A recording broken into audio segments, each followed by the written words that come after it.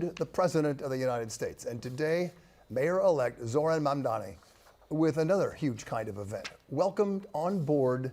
In just 3 days, New York City saw something few expected.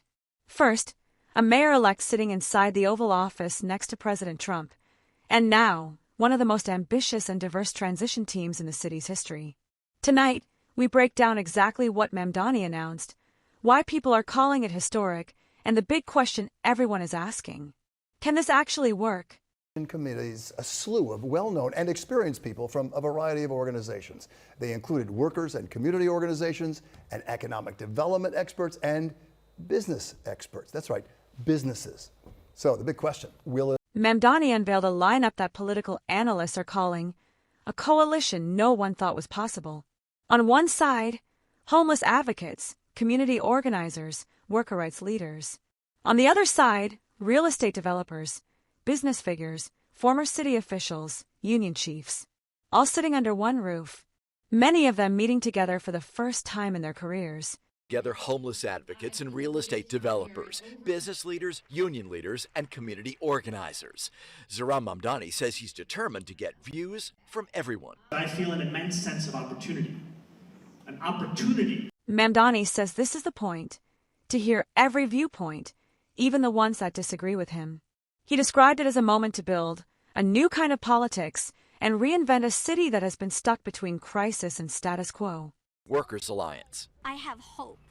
I have hope that the New York we love will love its workers. One of the biggest headlines from today was the creation of the Worker Justice Committee, something New York City government has never seen before. It will be led by Barvi Desai, head of the New York Taxi Workers Alliance, and one of the most influential labor organizers in the city. In return, because New York City has elected a mayor who stands for the working class. The team includes union leaders representing teachers and transit workers. Her message was raw and emotional. I have hope that the New York we love will finally love its workers back. For decades, taxi drivers, Uber drivers, delivery workers, and service workers have struggled with debt, low wages, and exploitation. For the first time, they now have a direct seat at the table. Former Council Speaker Christine Quinn and former Fire Commissioners Dan Nigro and Laura Kavanaugh, real estate developer Jed Walentus, and Kathy Wild, who represents the city's business community. It all comes 3 days after Mamdani's improbable Oval Office meeting with President. The transition roster is a political mosaic. Union leaders from teachers and transit, former Council Speaker Christine Quinn, former Fire Commissioner Dan Nigro, former FDNY Commissioner Laura Kavanaugh, business leaders like Jed Valentis, Kathy Wild representing NYC's business community. It's a cross-section of New York's most powerful and its most overlooked world by embracing New York's mayor-elect. We had a meeting today that actually surprised me. Governor Kathy Hochul sounded up. Just days ago, Mamdani was in the Oval Office, a moment that stunned political observers. And even more shocking, Trump praised him. That public embrace sent shockwaves through both Democratic and Republican circles.